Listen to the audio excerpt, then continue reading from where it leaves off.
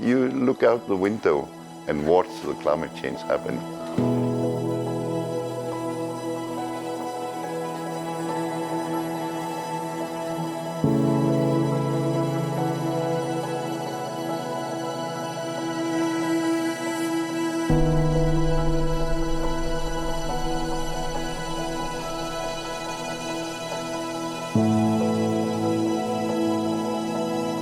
I think Ilulissat is one of the most dramatic places in Greenland to see climate change because it has one of the largest glaciers in Ilulissat Ice Fjord, and it has some of the biggest changes.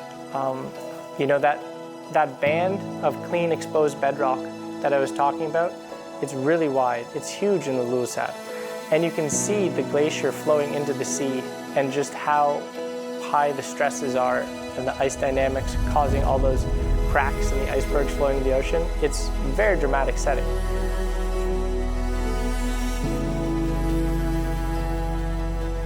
So when you stand on the fjord wall and you watch those icebergs slowly going into the ocean, you're watching about 1% of the global sea level rise contribution leaving Greenland and going into the ocean. It's one of the biggest point sources of ice loss from the ice sheet today.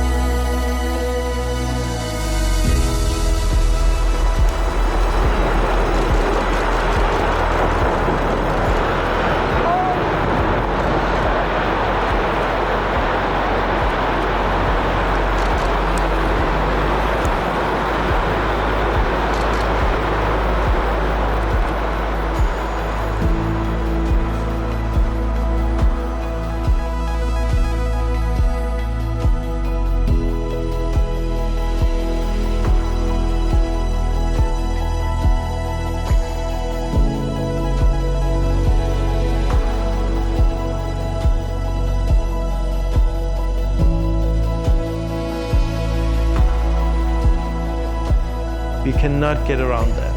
We can come up with a lot of other factors that might influence it, but our carbon footprint is the key factor in this aspect, because we don't get around the fact that it is our carbon emissions that are the key factor in this. How I feel about this is the clock has started, and the clock now is going much faster. We're constantly speeding it up. So what we're asking our kids to do is we want them to stop the clock. We have to stop it now, because by the time it gets to them, the clock will be way too fast. They won't have the time left to make a difference.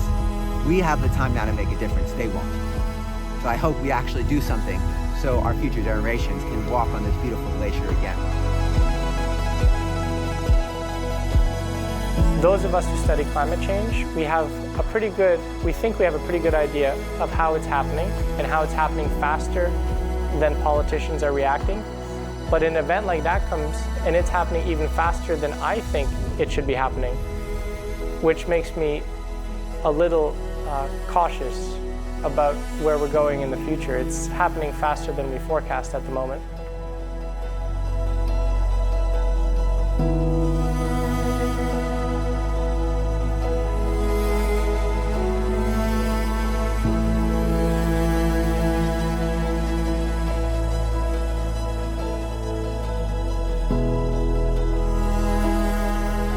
The world will not end. If we get climate change, it will be a new situation. But we will not all die, and the earth will not end. It will just be another one. And it's very important that the young people do not panic and say, oh, now everything stops. No, we have to take the challenge to think, to adapt, and to cut back on emissions in a sensible way.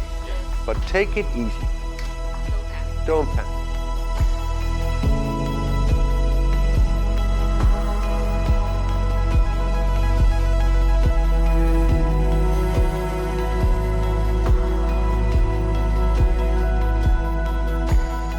my message is very simple. Please, please, please stop burning fossil fuels and go on renewables.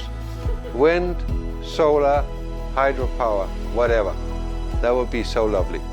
We can always do something individually. We don't have to wait for others to do so or tell us to do. And I think it's very important that we all think that we can start today. We don't have to wait. So I think focus should be replacing fossil fuel on very large volume consumers like power plants or production facilities in general. Our neighbors are burning, we are drowning. So please be more thoughtful of your fossil fuel consumption and commute to work by public transport at least once a week. That would be nice.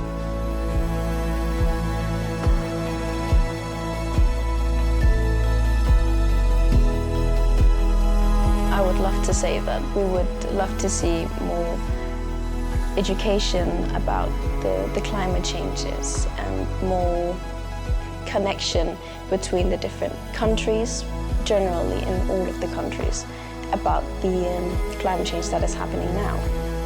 Because after all, climate change is under children's rights. Every child has the right to live in good conditions. I have and quite big workshops where I have had all from local hunters to you know, and also representatives from the scientific community, and then all the relevant stakeholders, both national and international stakeholders, in relation to these issues, simply to discuss what are the important issues and how can we solve them together.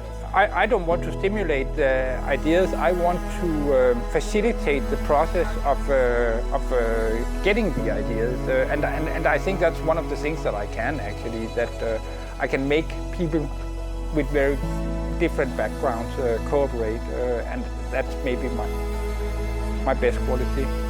解冻格陵兰采访纪录团队亲自造访11个城镇，与专家学者、政府官员、当地居民深度访谈。气候变迁已经是不争的事实，因应调适跟积极的付诸行动，才是我们每一位都必须面对的课题。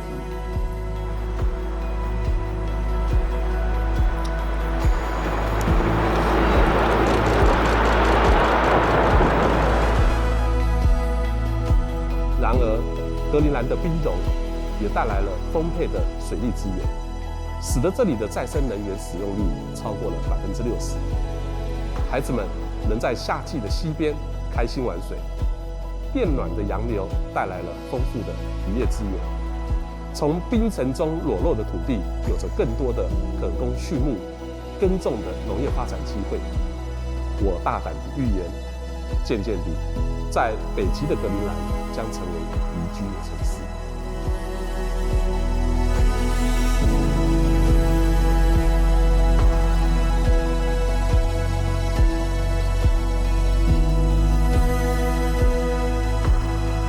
The best advice I feel I can give to this documentary is to support civil society to become more active in promoting solutions to climate change. And I think there are two key roles that civil society can play. One is as voters, and put pressure on politicians and governments to be more aware of the impacts of climate change, and that we need to find solutions very soon to climate change. The second is becoming active consumers and put pressure on business to deliver more green products in line with the net zero targets, and also of course products that are green, more green in totality. And I think that the more you can link what you're doing on spot, on site, different places in the world, to the global movements for civil society, the more impact the documentary will have.